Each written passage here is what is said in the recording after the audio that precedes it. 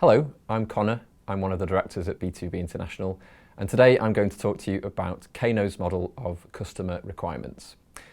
Kano's model was created by a professor called Noriaki Kano in the 1980s, but it has stood the test of time, and we think it's a great way of showing that not all customer needs are created equally. Just to break down in its simplest form, the Kano model contains three key lines. The first line that you'll see here in red are the threshold factors.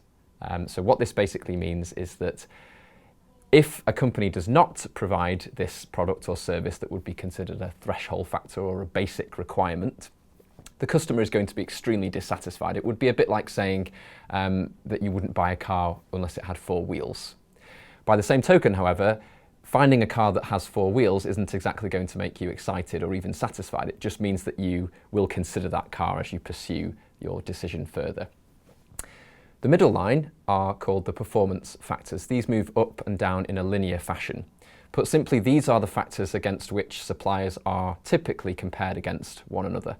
As your fulfillment of that product or service goes up, so does the satisfaction with the customer. And the third line that you see here in green are the delight factors, or sometimes called the differentiators. These really help you to stand out from the crowd and beat the competition.